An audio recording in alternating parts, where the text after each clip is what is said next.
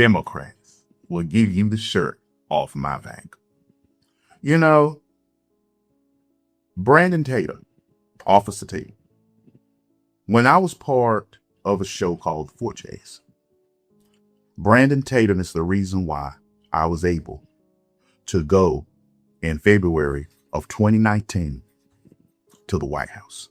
Brandon Tatum contacted Will Johnson, and it was myself, Will Johnson, Jay McCanney, and 3 other 4Js. We went. The other guy, he couldn't make it. He couldn't make it at the time. But we all went. Matter of fact, that's when I stayed in the Trump Motel. Brandon Tatum is a good man. But there are times I look at Brandon Tatum like, how do you do it, Brandon? How? D.L. Hughley had a nerve to try to attack Brandon Tatum, knowing that D.L. Hughley allowed his own daughter to be molested by a man because he was on the same political spectrum. He was a Democrat activist, and D.L. Hughley allowed it. His daughter came crying to him, and he did nothing. Let's not talk about how he felt his son, but D.L. Hughley, blacks like this, that are ultra-liberal, going to come and attack Brandon Tatum. Then you got this interview right here with this young lady going back and forth with Brandon. And she gets this alleged quote from a Nixon campaign guy. A Nixon, I don't think this guy was a Nixon staff or whatever it is. Take a look. What is the leading cause of the separation of black families? I think it's a degradation of values in the black community. Would you say that the criminalization of black men disproportionately going to jail more has an effect on the separation of the black household? I would agree to that, but yes. I would also say that is because of the choices and decisions that these young black men are making. Perfect, thank you. I was hoping you would say that. So, is that not true? You don't go to jail. You go to jail for selling drugs. Okay, you go to jail for selling drugs. Can I read you a quote from Nixon's domestic policy chief, John Ehrlichman? This is at the start of the war on drugs, which we know is what led to a lot of mass incarceration of the black community, a significant increase in black men imprisoned and incarcerated for drug possession and selling, right? Okay, hold on. So I'm gonna let you quote it. Okay. But we do recognize that there was decisions that were made by black people to sell drugs. Absolutely. Now, can I read you the quote? This is John Ehrlichman, Nixon's domestic policy chief, right? He's responsible for primarily leading the war on drugs. We knew we couldn't make it illegal to be either against the Vietnam War or black, but by getting the public to associate the hippies with marijuana and blacks with heroin, and then criminalizing both heavily, we could disrupt those communities. I'm not familiar with that quote. Oh, really? But now, if you watch this on YouTube, you got the full version. On TikTok, you got, just a little snippet. Or Rumble, you got the full version. But I want you to realize, if this man made this quote, and it's not true, but if he did, black folk, you willingly participated and did it. If somebody don't like you and they're trying to get you, and then you willingly go do it so they can get you, you're stupid. I would agree with him 1,000%. There was a time in my younger years, very, very long time ago at this point, when I was out in the streets and I was thugging and bugging. And I knew that I shouldn't have been out there. I made a choice. I had options. I had a chance to see both sides. I grew up in an area, predominantly black, and I had a chance to see, black folks doing really good things. And I had a chance to see black folks in the streets thugging and bugging. And for a small length of time, I decided to follow those that were thugging and bugging because I wanted the fast money. I thought it was cool until I made a few lefts and got myself hemmed up. Not once, not twice, but about 3 or 4 times. And I came to the realization that this ain't it. So even if that quote is true, and again, we know black folks be lying, especially black liberals, but even if that quote is true, every day you wake up, you get a chance and a choice. No one is forcing you to commit crimes. No one's forcing you to jump out on the block and sling dope. No one is forcing you to get out there, scam, rob, or do any of those things.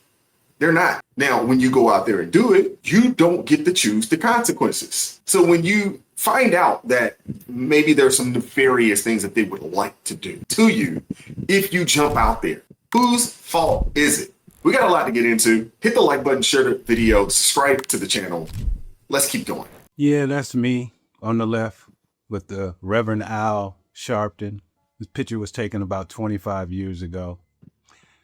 I knew him then. The thing about Al Sharpton is when you see him, when you talk to him, when he's not on camera or on the radio, it's a totally different persona. The way he speaks, the way he acts, and the things he endorses are totally different than the bullshit that he puts on MS Now or on his radio show. He's a fraud. The man's nothing like what he portrays in public.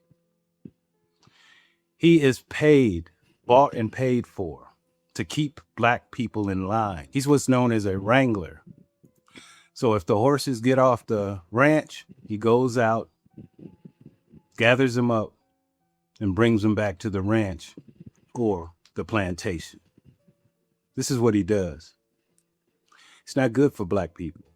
Many of the so-called leaders are wranglers as opposed to being shepherds. Shepherds look after their flock. They lead them to greener pastures, and they protect them from wolves. We as black people need more shepherds and less wranglers like that guy. He's absolutely right. Their job, people like him, Angela Rye, Tiffany Cross, the list goes on. Their job is to keep you on that Democratic plantation. And as soon as people, there's enough black folks that start to move away from the Democrat Party, they send out people like Al Sharpton. They send them out. They're at the black churches. They're all over the place. And they're there to tell you, you need to get back on that Democratic plantation because the Republicans are racist and Republicans aren't going to do anything for you. They're also out there to shame anybody that has defected from the plantation.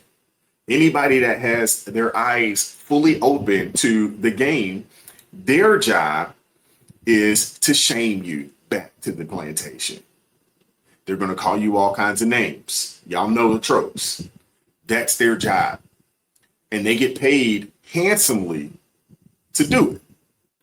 And to be honest with you, there's not a shortage of people willing to sign up for that job because it's a very lucrative one. Officer Tate debated 12 liberals of libtard nation, black individuals that, quite frank, it was painful to watch. It was disturbing and disgusting to watch.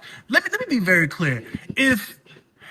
If you was not aware that there were black folks out there that was highly intelligent, right, had critical thinking, right, such as myself and Tate, right, and this was what you was going off of with your experience and exposed to black people, you would think all black people were stupid, because this was the most idiotic thing I've seen in a very, very long time. Check this out. You like to cite that you're a police officer. I Let me cite my professional background. Let me cite my professional background. I have been in that profession. 10 years writing policy in government. You weren't at a the police local officer. and But you weren't a state of police California levels. And You never arrested weren't- anybody. You didn't write policy. I did. I enforced the law. So, okay, I write the law. you don't enforce the law. You don't enforce the law. I You don't enforce the enforce law. the law appropriately. You just made it You up. like to use one-offs. Let me use a one-off. You don't need to use one off. You just make in it the up. city of San Diego, there was a black police officer that sued the San Come on, Diego man. Police Come on. Department Get to your point. Anecdotal. with regard to, bro, all day you've been coming up with me.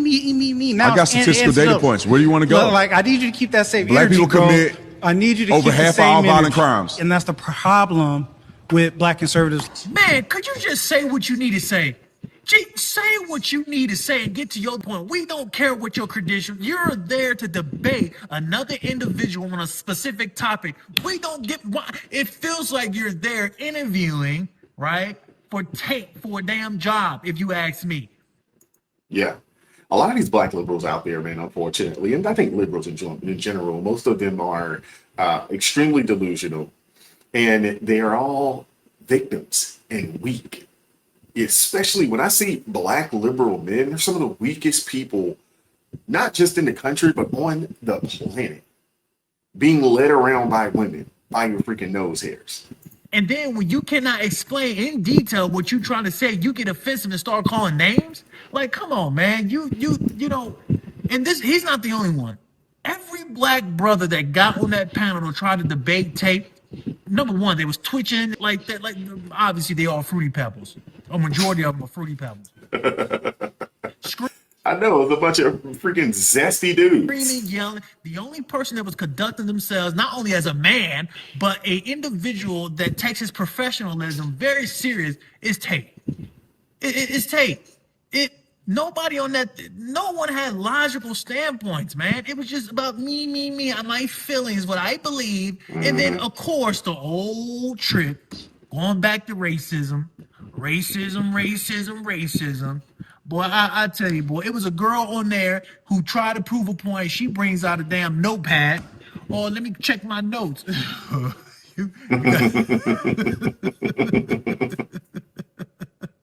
Yeah, it's pretty bad. She don't remember nothing. She woke up that morning and was like, I'm gonna get her with this one. I'm gonna write these notes down. She went on ChatGPT to write some notes down because she obviously don't know what she's talking about. Okay, that was another brother on there who he was entirely too damn big to be screaming and yelling like he was doing. You know, I don't blame Democrats. I really don't. I don't blame them at all. I don't blame them manipulating, right?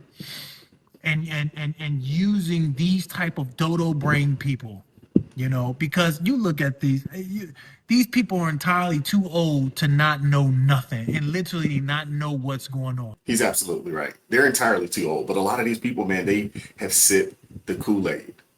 They are just stuck in this groupthink victimhood mindset. And now they're all getting on board, you know, with this socialist movement, this communist movement. That's why I said, you know, a while back, man, hey, I slid the black card over, man. I'm done with these people, yo. Seriously. I am done with these people, man. There's two races, in my opinion, saved, unsaved. Pastor Turnbull said it. I'm with that. You know what I'm saying? You either a child of the king or you choosing something else. And I want to be with the people, you know, that are a part of the kingdom. I want to be with those people. I want to rock with those people. And I don't care, you know, how much or how little melanin you have. You know, it's about that. At this point in 2026, they've showcased time and time again, this year alone, 2026, that it's not about race. It's about ideology. Your race does not make you and I the same.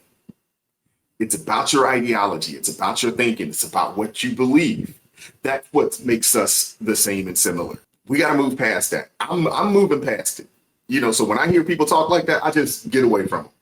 You know, when I hear folks, you know, they go throw out things, I'm like, nah, I'm good. I can't. Those aren't the kind of people I want to be around. Listen to this, brother. I ain't gonna lie, I love my people, man, but I don't go nowhere where a bunch of black people at. No way. How finesse say, no. That's a death trap waiting to happen. I am not trying to go out there where I got a lot of living to do. I got a lot of plans that I'm trying to fulfill, and I ain't trying to go out that way. Because black people don't know how to act when they together and they're in large crowds. You know what I'm saying? Might see a nigga that 5 years ago and start shooting. Hell no. I didn't hear the lie. And to be honest with you, I'm with him. I don't do that either. And if I am in a place similar to that, and the first sign of people cutting up, I'm like, bro, it's time to go. I'm out. I'm not dealing with that. I don't want to be around it. I don't want to see it. A lot of times, man, these folks don't know how to act, man. So I'm with this brother here. When you have people like Roland Martin saying vote like a black woman, or you watching D.L. Hughley, these are the voices. Black people listen to these people. And you see how he has Trump derangement syndrome, D.L. Hughley, every 5 seconds. And he's going off like it's even if you disagree with somebody, I feel that the way they disagree is very feminine. So all of the emotional stuff, the antics, the way he just loses his mind and don't speak with logic, and you got Roland Martin saying vote like a black woman. Like, how is a man supposed to listen to that message and respond to that? And I just think it's disgusting, and it's a reason why a lot of black men have jumped ship. No, he's absolutely right there.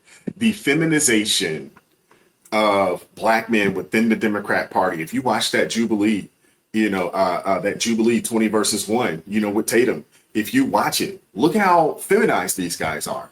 Look at the liberal party in general. Liberals, white, black, doesn't matter. It's full of a bunch of effeminate, feminized, highly feminized beta men.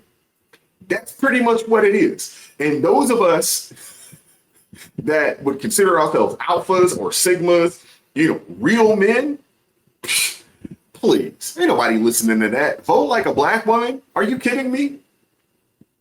In a lot of black communities, for the most part, they've been fairly matriarchal. How's that worked out? Why would you continue following these people? That's not how it's supposed to be. I like to live my life in alignment with the Word of God, and the Word of God doesn't say anything about following a woman anywhere. And I don't say that to sound sexist or anything along those lines. But no, we don't do that. I want to hear from you guys in the comment section. What are your thoughts on any of this? Hit the like button, share the video, subscribe to the channel, turn the notifications on to all so you never miss an upload. Consider joining the ARP family, or you can buy your brother a coffee. That link's in the description box below. And as always, keep God first, stay prayed up. We'll catch up with you guys next time. Peace. It is God who arms me with strength. Yeah, I'm battle ready. He trains my hands for battle. My heart stays steady. But thanks be to God, he gives us the victory. Through my Lord Jesus Christ, fear can't live in me. I was down to the dirt, red clay on my shoes, old pain in my shirt, oh so bruised. In the Lord hit my chest, kicked air from my breath, put power in my step.